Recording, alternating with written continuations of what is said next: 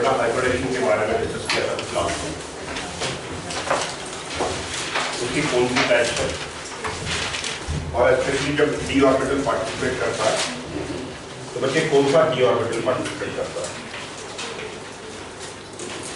अब बड़ा हाइब्रिडेशन को प्रेडिक्ट करने का एक और फॉर्मूला हमारे पास, देखो दोबारा, prediction of hybridisation, prediction of hybridisation.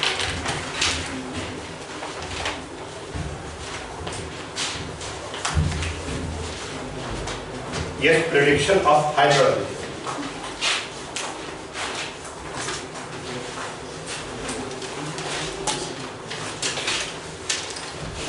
देखो एक फार्मूला हमने लिखा HO is equal to number of sigma bond pair plus number of lone pair.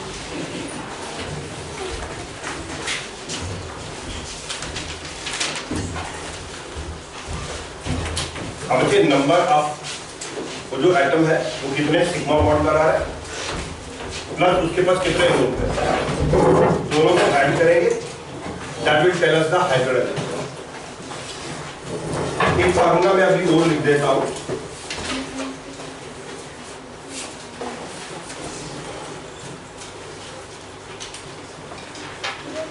अब एक मैंने फार्मूला और लिख दिया, लिखो अभी 1/2 और ब्रैकेट में V plus M minus C plus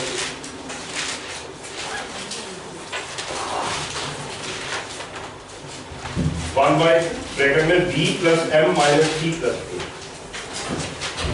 what is V? V is the valence electron.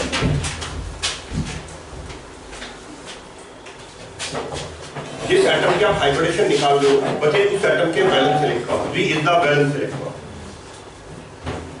M is the number of monovalent radicals attached.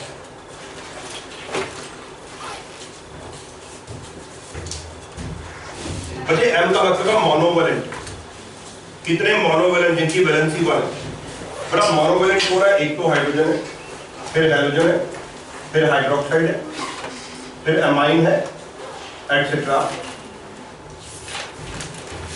जिनकी वैलेंसी 1 है, हाइड्रोजन की वैलेंसी 1 है, हाइड्रोजन की वैलेंसी 1 है, हाइड्रोक्साइड है, एमाइन है, ईथर है, ओआर। तो M का मतलब मोनोवेलेंट रेडिकल उस एटम के साथ कितने अटैच है। अब C का मतलब है कैटायनिक चार्ज,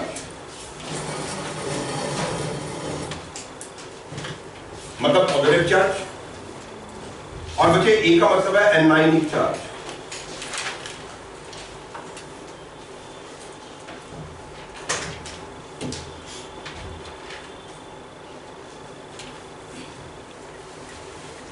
ये जो सेकंड फार्मूला है इसको यूज करने के लिए आपको लिविस डॉट स्ट्रक्चर की जरूरत नहीं है। पहला फार्मूला यूज करना है तो लिविस डॉट स्ट्रक्चर की जरूरत है, लेकिन सेकंड फार्मूला यूज करना है तो बिना लिविस डॉट स्ट्रक्चर के भी कर सकते हैं आप। 1/2 V plus M minus C plus A, value put up करनी है, आंसर आ जाएगा। आंसर अगर 2 आता तो sp हाइब्रिडेशन, 3 आता तो sp2 हाइब्रिडेशन, 4 आता तो sp3 हाइब्रिडेशन, 5 आता तो sp3d, 6 आता तो sp3d2 और 7 आ गया तो sp3d। जैसे किसी एक आध एग्जांपल पर इसको अप्लाई करते हैं। बड़ा मान लीजिए मैंने लिखा ओजोन, इसकी हाइब्रिडेशन बतानी है, लिखो अभी फॉर एग्जांपल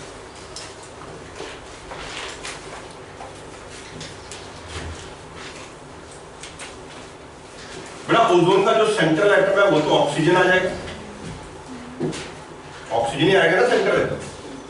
अब ना सेंट्रल एटम के वैलेंस इलेक्ट्रॉन, ऑक्सीजन के वैलेंस इलेक्ट्रॉन बता दो 6, तो 6 लगा देता हूं प्लस, बोलो M क्या? बड़ा यहां तो मोनोवेलेंट कोई है ही, ऑक्सीजन तो डाइवेलेंट होता है, ऑक्सीजन की वैलेंसी तो 2 होती है, तो बड़ा मोनोवेलेंट का नंबर 0 लिख देता हूं। C क्या? कैटायनिक चार्ज, वो भी नहीं है, वो भी 0, और एनायनिक चार्ज भी -0 प्लस 0, ये बचे 3 आ गया, तो आप बोलेंगे sp2 हाइब्रिडेशन आ गई ओजोन।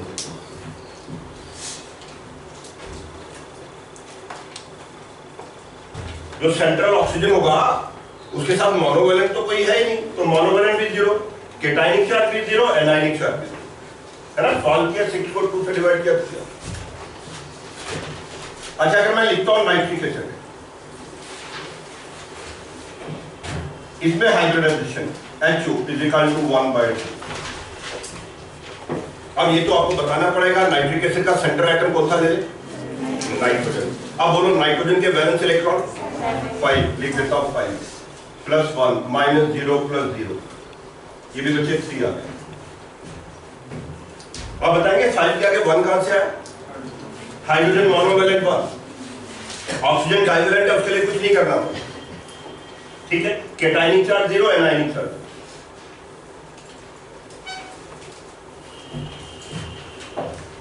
अब मैं लिखता हूं ये HPO4 2 negative,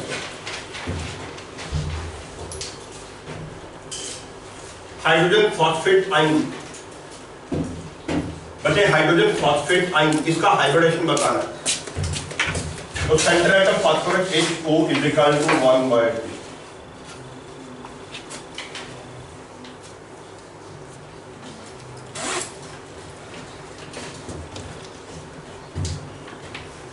central atom phosphorus है, इसमें फास्फोरस के बैलेंस इलेक्ट्रॉन 5 समझ आ गया, 15 होता है एटॉमिक नंबर 285। इसके साथ मोनोवैलेंट हाइड्रोजन 1 आ गया। अब ना नेक्स्ट स्टेप में ना केटाइनिक चार्ज C, वो तो है ही नहीं, और एनाइनिक चार्ज 2 यूनिट है। अब बेटा एनाइनिक चार्ज देखो, वो तो ऐड करना +A +2 कहां से आया, ये भी समझ आ गया, ये तो एनाइनिक चार्ज है इसका। अब ये आ गया 5 + 1 + 6 and 2 8 divided by 2, that comes to be 4। अब ना इसमें sp3 हाइब्रिडेशन आ गया, HPO4 2 नेगेटिव।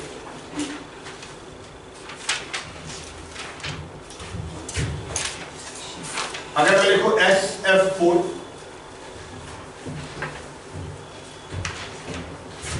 तो इसकी hybridisation HO is equal to 1/2। अब आप बता दो सल्फर के वैलेंस इलेक्ट्रॉन 6। अब बड़ा मोनोवैलेंट फ्लोरीन 4,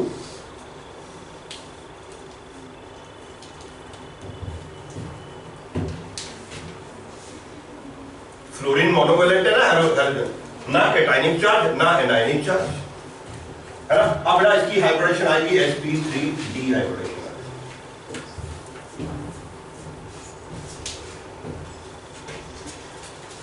इस फार्मूला में आपको लिविस डॉट स्ट्रक्चर की जरूरत नहीं है, बस आपको सेंट्रल एटम पता होना चाहिए, ठीक है। अगर आपको ये फार्मूला यूज करना है तो आपको लिविस डॉट स्ट्रक्चर पता होगा, ठीक है। और बिना लिविस डॉट स्ट्रक्चर के आप ये फार्मूला भी यूज कर सकते हैं। V is valence electron of that atom, M is monovalent, C is केटाइनिक charge and A is anionic charge.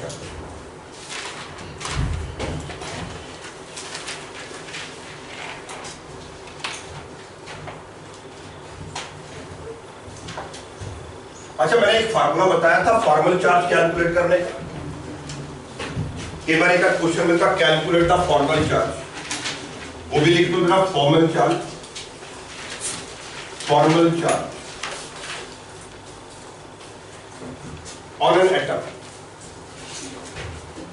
Formal charge on an atom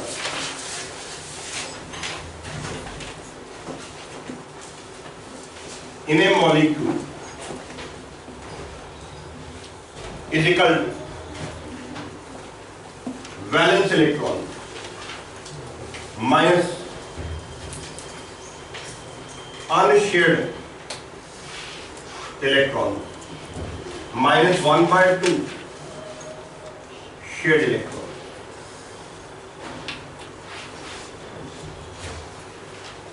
VE minus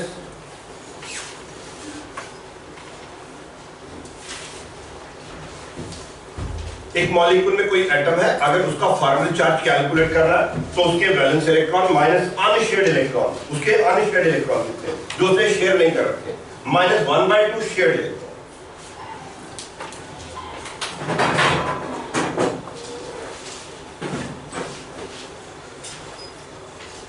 ठीक है। उसके valence electron minus unshared electron minus 1/2 shared electron.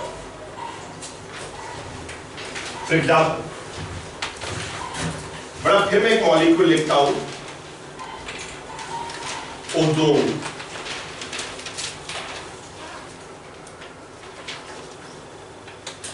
ये रहा ozone, इसमें 3 oxygen atom है।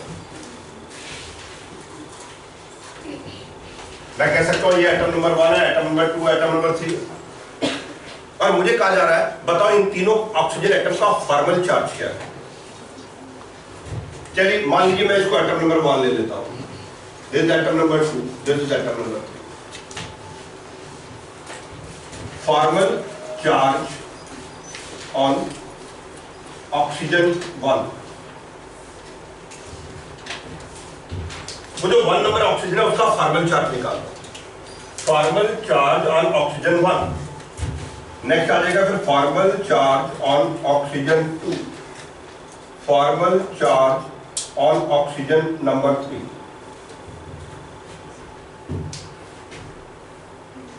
बेटा oxygen number 1 बोलो first point क्या, आप बताएंगे ऑक्सीजन के वैलेंस इलेक्ट्रॉन कितने होते हैं, तो याद करना आपको। एटॉमिक नंबर 8 है, कॉन्फ़िगरेशन 2 and 6 अब 6 इलेक्ट्रॉन है ना, माइनस। अब ना देखना आपने यहाँ पे अनशेयर्ड इलेक्ट्रॉन कितने, 2 4 6 -6, ये भी ठीक है। उसके बाद -1/2 शेयर्ड इलेक्ट्रॉन, -1/2।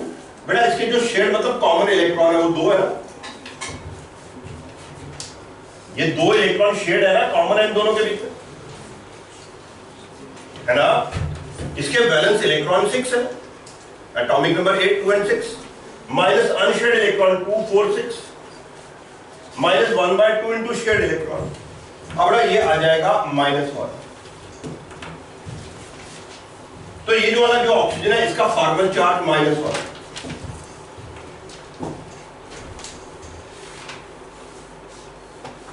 अब ऑप्शन नंबर 2 की बात करते हैं, इज इक्वल टू 6 - 2 -1/2 इंटू 6। मैंने लिख दिया, आपका चेक करो समझ आता है आपको।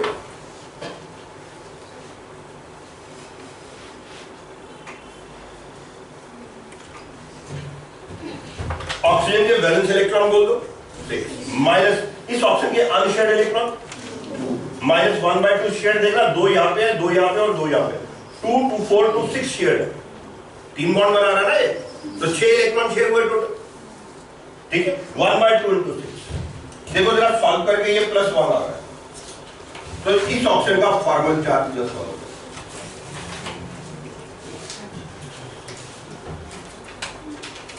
अब option number 3 that is equal to 6 -4 -1/2 into 4।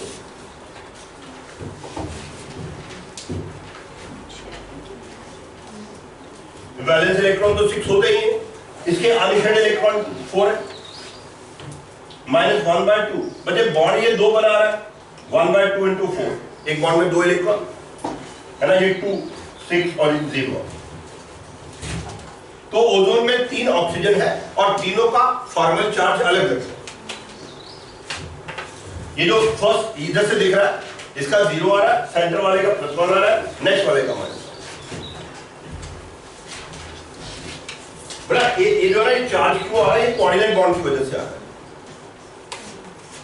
है ना। सेंटर वाले एटम ने अपने इलेक्ट्रॉन दूसरे साइड वाले एटम के साथ शेयर किए हुए, ये उसकी वजह से चार्ज आ रहा है, ठीक है।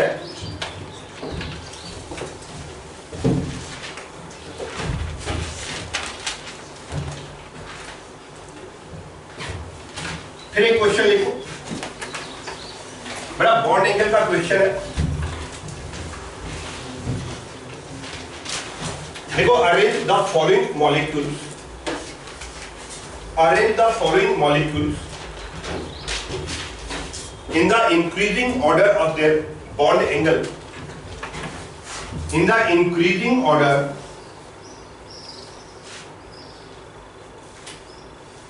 of their bond angle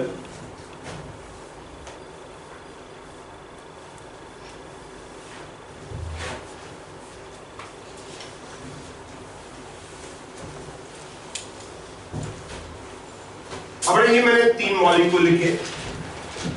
first step, पहले इन 3 को करते हैं।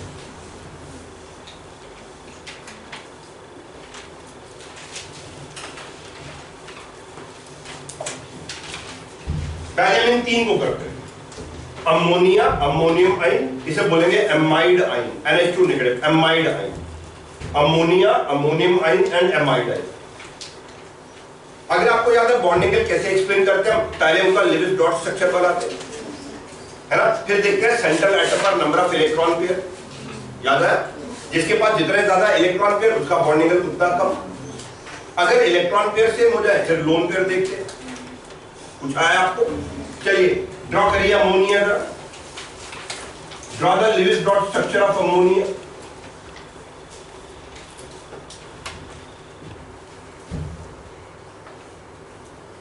अब बच्चे टिप्स पर होना चाहिए फटाफट। नेक्स्ट आ गया अमोनियम आइन।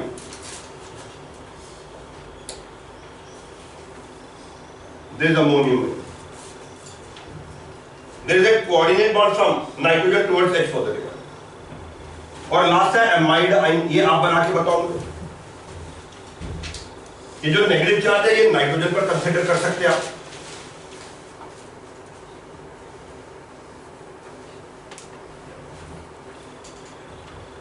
नाइट्रोजन का एटॉमिक नंबर 7 होता है, कॉन्फिगरेशन 2 और 5, और यहां नेगेटिव चार्ज है तो यहां इसके पास 6 इलेक्ट्रॉन है, 1 2 3 4 5 और 6, और हाइड्रोजन के साथ एक इलेक्ट्रॉन शेयर कर दिया। ये बना दिया अभी मैंने।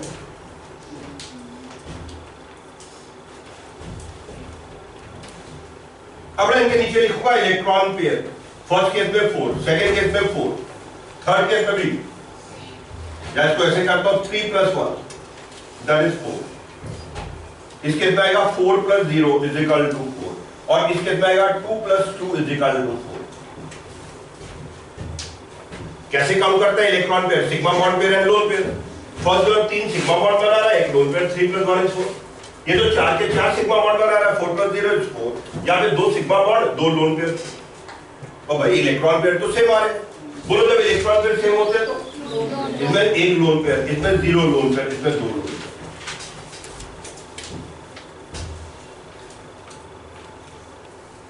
अपना रूल कहता है जिसके पास जितने ज्यादा लोन पेयर उसका बॉन्डिंग एंगल उतना कम। तो सबसे ज्यादा बॉन्डिंग एंगल अमोनियम आइन को है ना। और हमें करना क्या, इंक्रीजिंग ऑर्डर। तो लिखेंगे हम amide NH2 negative less than NH3 less than NH4। ये आ गया इंक्रीजिंग ऑर्डर।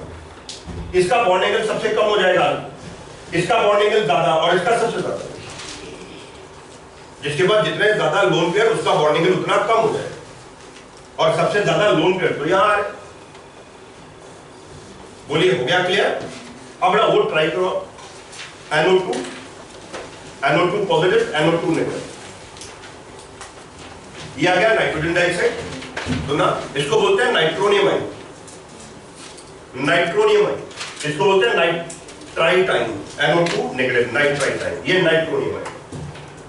तो करो ड्रॉ इनका स्ट्रक्चर, कहीं से भी शुरू करो।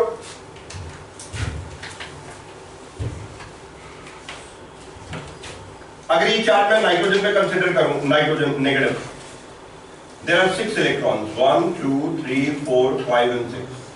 ऑक्सीजन के साथ डबल बॉन्ड आ गया, और ऑक्सीजन के साथ कोऑर्डिनेट बॉन्ड आ गया। ये आ गया NO2 नेगेटिव।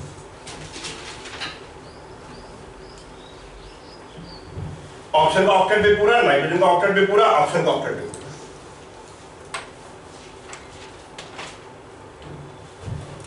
NO2 positive. अगर मैं नाइट्रोजन में पॉजिटिव चार्ज ले लूं, no it has got 4 electron.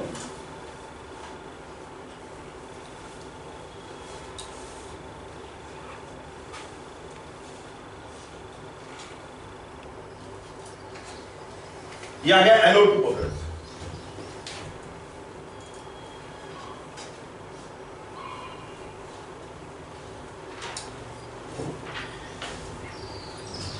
और ये जो NO2 है इसमें नाइट्रोजन हैज गॉट 5 इलेक्ट्रॉन।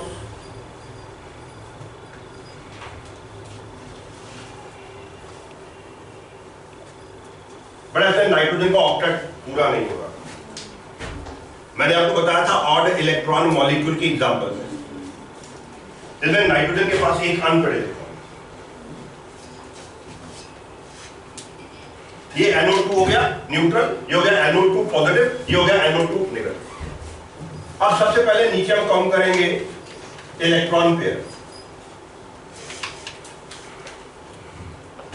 यहां पे आ रहे electron pair sigma bond 2, electron pair is equal to 2 + 1 is equal to 3। देखो ये दो सिग्मा बॉन्ड बना रहे हैं, एक लोन पेयर है नाइट्रोजन। सेंटर में electron pair is equal to 2 + 0 is equal to 2। Okay, और मेरा जो फर्स्ट है इसमें 2 + ½ ले लेता हूं मैं, दैट इज 2.5। बच्चे मैथमेटिकली मैंने क्या किया, ये जो अनपेड इलेक्ट्रॉन है इसको आधा लोन पेयर मान लिया। ये तो अकेला इलेक्ट्रॉन है, 2 इलेक्ट्रॉन होते एक लोन पेयर होता है ना। एंगल को डिफाइन करने के लिए मैंने जो अनपेड इलेक्ट्रॉन है इसको मैंने आधा लोन पेयर मान लिया। इससे ना कॉन्सेप्ट जल्दी प्रेसिपिटेट हो जाएगा। समझ आया आधा? ये अगर 2 इलेक्ट्रॉन हो तो एक लोन पेयर होता, आधा इलेक्ट्रॉन को मैंने आधा लोन पेयर, एक इलेक्ट्रॉन को आधा लोन पेयर। अब तो यहां से सामने ही दिख रहा होगा। बोलो जिसके जितने ज्यादा इलेक्ट्रॉन पेयर उसका बॉन्डिंग उतना बड़ा, लास्ट वाले का बॉन्डिंग सबसे है ना, इसका बॉन्डिंग सबसे ज्यादा हो जाए, इसका बॉन्डिंग कहीं बीच में। ठीक है, तो आपको इंक्रीजिंग ऑर्डर में करना है। तो सबसे पहले आ जाएगा NO2 negative less than NO2 less than NO2 positive.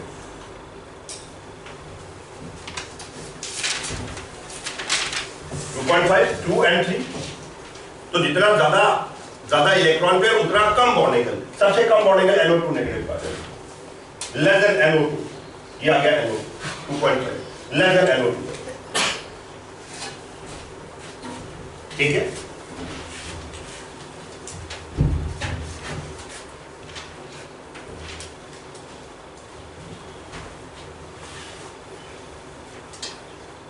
तो बड़ा एक कुछ पॉइंट मैंने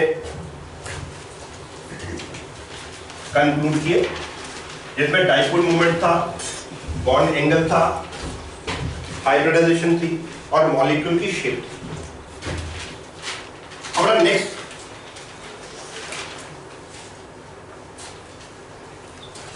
एक और बॉन्ड हम पढ़ लेते हैं, that called hydrogen bond. Hydrogen bond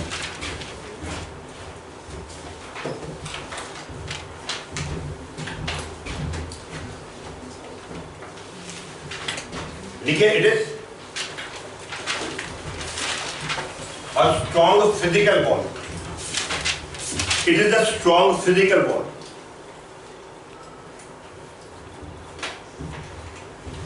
But much weaker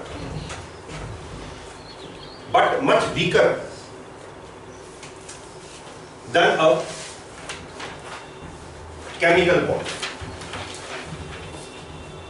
But much weaker than a chemical bond. आगे लिखिए, approximately 1/10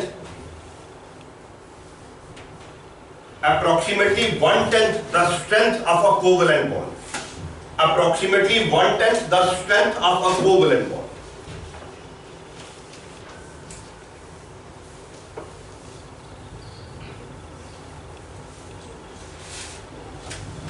तो बड़ा हाइड्रोजन बॉन्ड एक फिजिकल बॉन्ड है, केमिकल बॉन्ड नहीं है। केमिकल बॉन्ड हमने पढ़ा, ionic bond, covalent bond, coordinate bond. Hydrogen bond एक फिजिकल बॉन्ड है, लेकिन फिजिकल बॉन्ड में सबसे स्ट्रॉन्ग बॉन्ड है। एक केमिकल बॉन्ड के साथ कंपेयर करें तो काफी वीक है। जो हाइड्रोजन बॉन्ड होता है वो अप्रोक्सीमेटली कोवलेंट बॉन्ड की 1/10 मतलब 10% स्ट्रेंथ के बराबर होता है। तो ओवरऑल ये वीक बॉन्ड है, बट फिजिकल बॉन्ड में एक स्ट्रॉन्ग है। फिर आगे लिखिए, hydrogen bond is formed when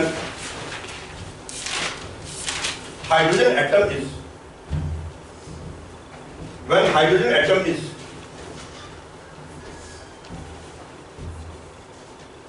bonded to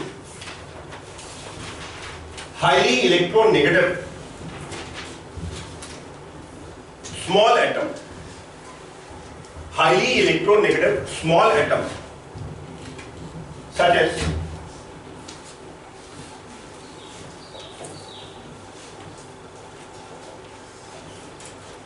ये मैंने 3 एटम लिखे, आप भी ब्रैकेट में लिख सकते हैं, nitrogen, oxygen and fluorine,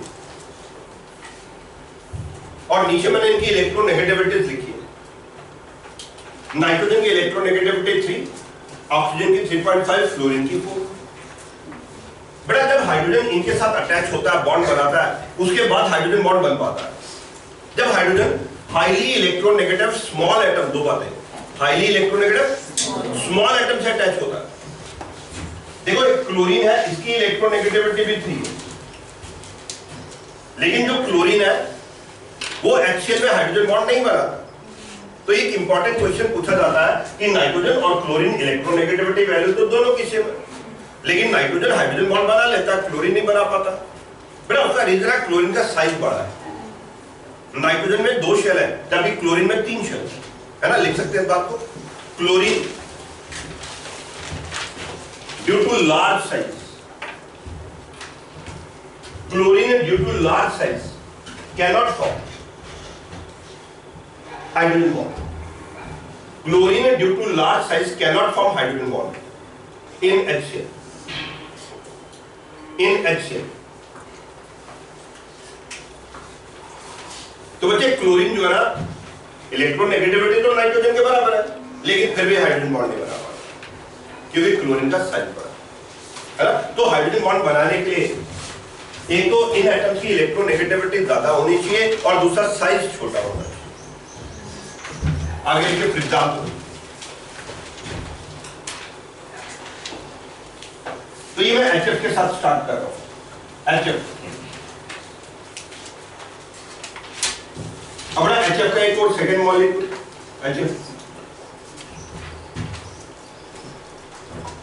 and because fluorine is highly electronegative than hydrogen, तो फ्लोरीन पे कुछ नेगेटिव चार्ज, हाइड्रोजन पे कुछ पॉजिटिव चार्ज। फ्लोरीन पे कुछ नेगेटिव चार्ज, हाइड्रोजन पे कुछ पॉजिटिव चार्ज। अब ना एक मॉलिक्यूल का हाइड्रोजन और दूसरे मॉलिक्यूल का फ्लोरीन, पॉजिटिव नेगेटिव, ये आपस में अट्रैक्ट करते हैं, और अब ये जो इनके बीच में अट्रैक्शन आ रही है, आप इसको डाइपोल डाइपोल इंटरेक्शन भी बोल सकते हैं। इधर भी डाइपोल है, इधर भी dipole. This is dipole dipole interaction between 2 different molecule.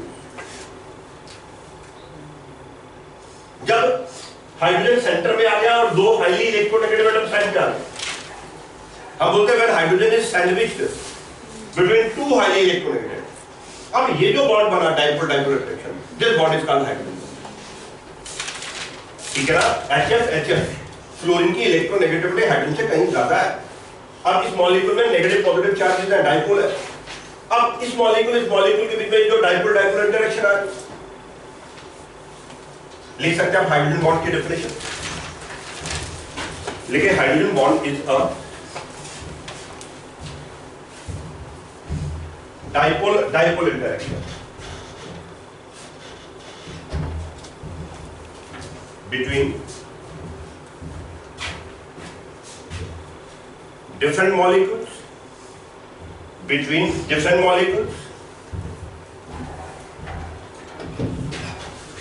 or same molecules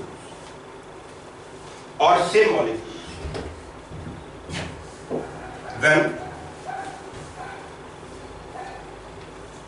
a proton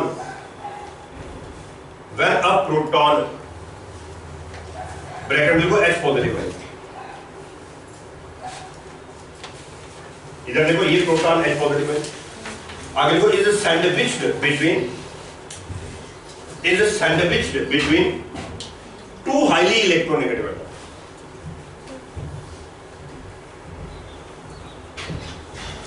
When a proton is sandwiched between 2 highly electronegative,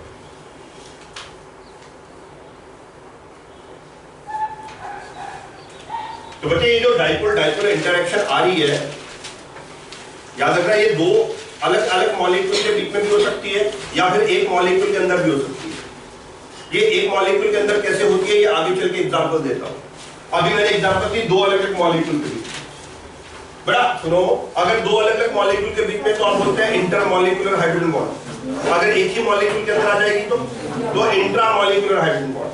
अभी मैं इंटरमॉलिक्यूलर हाइड्रोजन बॉन्ड की बात कर रहा हूं। देखो एक और एग्जांपल, अब ये मैंने लिखा वाटर, आप भी लिख सकते हैं वाटर। यहां भी ऑप्शन पे नेगेटिव चार्ज, हाइड्रोजन पे पॉजिटिव चार्ज, ऑप्शन पे नेगेटिव चार्ज, हाइड्रोजन पे पॉजिटिव चार्ज।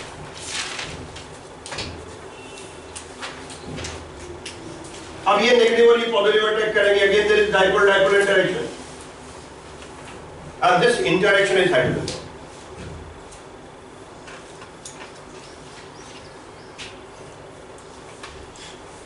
क्या आप थोड़ा सा सोच के मुझे बता सकते हैं HF और वाटर किसका हाइड्रोजन बॉन्ड कंपैरेटिवली स्ट्रॉन्गर होगा? बताओ कौन ज्यादा इलेक्ट्रोनेगेटिव है, फ्लोरीन या ऑक्सीजन, है ना? तो अगर फ्लोरीन ज्यादा इलेक्ट्रोनेगेटिव है तो यहां जो चार्जेस डेवलप होंगे वो ज्यादा स्ट्रॉन्ग होंगे एज कंपेयर टू दिस, बोलिए। और अगर चार्जेस ज्यादा स्ट्रॉन्ग डेवलप हो रहे हैं तो दोनों में से कहां अट्रैक्शन ज्यादा होगी, HF में या वाटर में? आप ध्यान से देखो, मैंने यहां इसकी लेंथ थोड़ी इससे ज्यादा बढ़ाई है, ये बताने के लिए कि पहले वाला हाइड्रोजन बॉन्ड स्ट्रॉन्ग है as compare to the second one. ऐसा क्यों है? क्योंकि फ्लोरीन की इलेक्ट्रोनेगेटिविटी ऑक्सीजन से ज्यादा है, तो ये भी हाइड्रोजन बॉन्ड है। और थर्ड अगर मैं लिखूं दैट इज अमोनिया,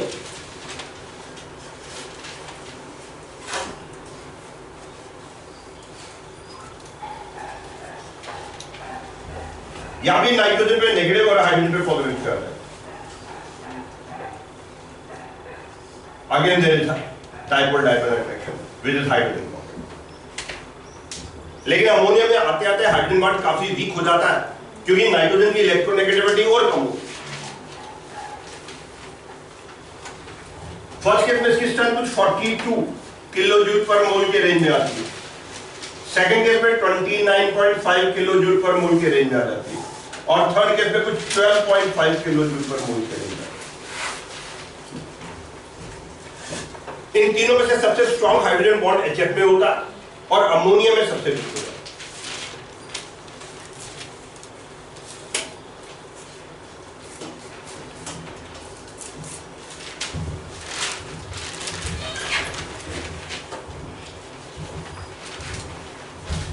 अच्छा, जो हाइड्रोजन बॉन्ड है ना, इसके लिए हम कुछ शेप या डायरेक्शन लिखते हैं। बड़ा HF का हाइड्रोजन बॉन्ड हम एंगुलर मानते हैं, वाटर का हाइड्रोजन बॉन्ड हम टेट्राहेड्रल मानते हैं, और अमोनिया का हाइड्रोजन बॉन्ड हम कुछ लीनियर मान लेते हैं। इनकी ओरिएंटेशन, इनकी अरेंजमेंट,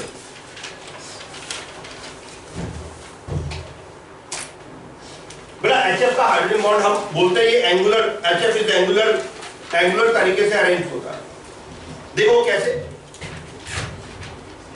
हमारा HF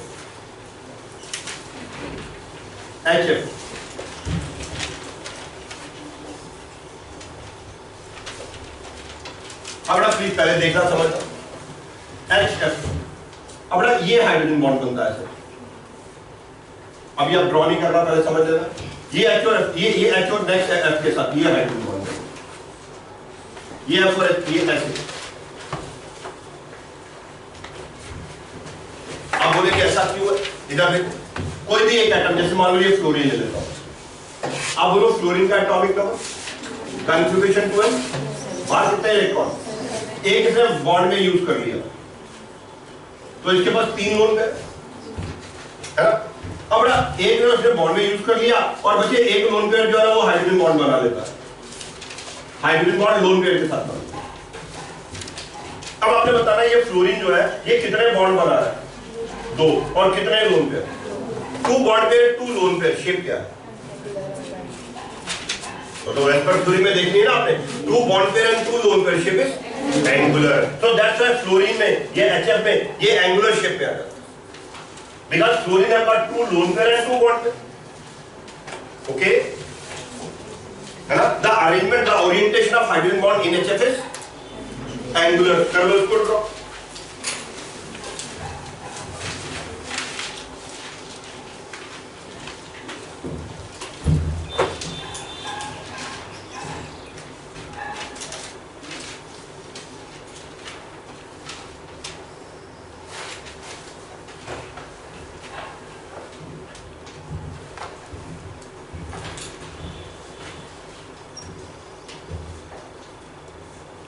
ये भी चेक करो, इसमें एक HF जो है वो दो HF के साथ दो हाइड्रोजन बॉन्ड बना रहा है। एक one molecule of HF can form two hydrogen bond. देखो ये HF एक पीछे बना रहा है, एक आगे बना रहा है, ये HF दोबारा दो हाइड्रोजन बॉन्ड बना रहा है। So HF can form two hydrogen bonds. One molecule of HF can form two hydrogen bonds.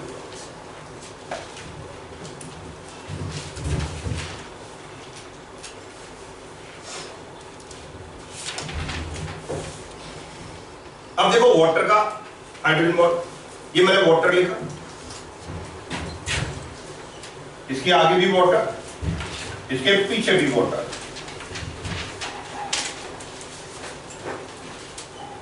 अब प्लीज बेटा देखना अभी आप, ये वाटर मॉलिक्यूल क्या करता है, देखो एक हाइड्रोजन बॉन्ड इसने आगे बना लिया, एक हाइड्रोजन बॉन्ड इसने पीछे बना लिया, एक ऊपर बना लिया और एक नीचे बना लिया। अब बताओ एक वाटर मॉलिक्यूल कितने हाइड्रोजन बॉन्ड बना रहा है? 4 बना रहा है। और ये 4 हाइड्रोजन बॉन्ड ना टेट्राहेड्रल, जैसे कार्बन का स्ट्रक्चर होता है, टेट्राहेड्रल 3 डायमेंशनल स्ट्रक्चर की फॉर्म है। तो आप बोलते हैं इस केस में hydrogen bonding tetrahedral geometry adopt कर रही है। और एक और इंपॉर्टेंट पॉइंट, वाटर का एक मॉलिक्यूल 4 हाइड्रोजन बॉन्ड बना रहा है।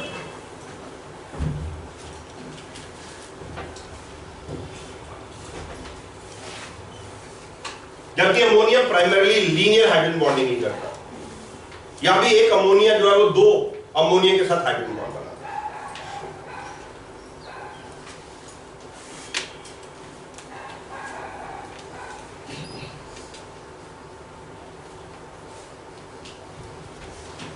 और नीचे एक लाइन लिखेंगे आप लोग, लिखिए hydrogen bond is the strongest in HF, hydrogen bond is the strongest in HF, whereas hydrogen bonding is the strongest in, whereas hydrogen bonding is the strongest in water। ध्यान से दो अलग अलग ऑब्जेक्टिव है। अगर आपसे पूछा जाए एक बॉन्ड हाइड्रोजन बॉन्ड किसका स्ट्रॉन्ग है, तो HF का, तो वैल्यू लिखी मैंने। लेकिन अगर कहा जाए हाइड्रोजन बॉन्डिंग, बॉन्डिंग का मतलब होता है पूरे लिक्विड में बॉन्डिंग, वो क्या मतलब हुआ, इधर देखो, बोलो HF का एक मॉलिक्यूल कितने हाइड्रोजन बॉन्ड बना रहा है? 2। और वाटर का एक मॉलिक्यूल, सही बात समझ, ओवरऑल बॉन्डिंग। इधर देखना, इधर बोला HF का जो हाइड्रोजन बॉन्ड है उसकी स्ट्रेंथ क्या है? 42 into 42। एक में 2 बॉन्ड बनाया ना, 42 + 42 बोलो 84 है ना। और वाटर का हाइड्रोजन बॉन्ड 30 मान लेते है ना, 30 30 30 30 कितना हो? 120। वो तो ज्यादा हो ना ओवरऑल हाइड्रोजन बॉन्ड। तो हाइड्रोजन बॉन्डिंग जो है ना वो वाटर की ज्यादा एफिशिएंट है, ज्यादा स्ट्रांग है, क्योंकि एक मॉलिक्यूल है ना। आगे लिख सकते हैं that's why melting point, boiling point, viscosity and surface tension. That's why melting point, boiling point, viscosity and surface tension of water are higher than that of HF. Are higher than that of HF.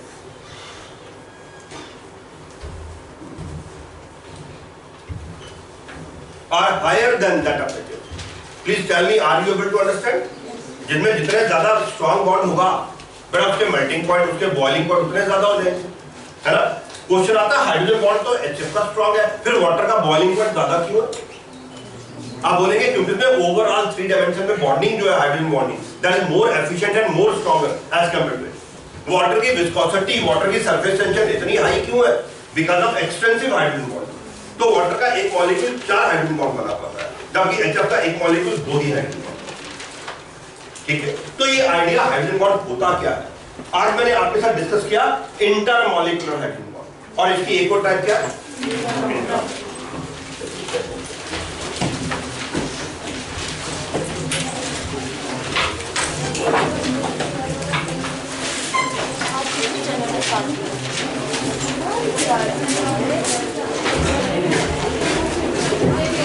घर पे नहीं खाती।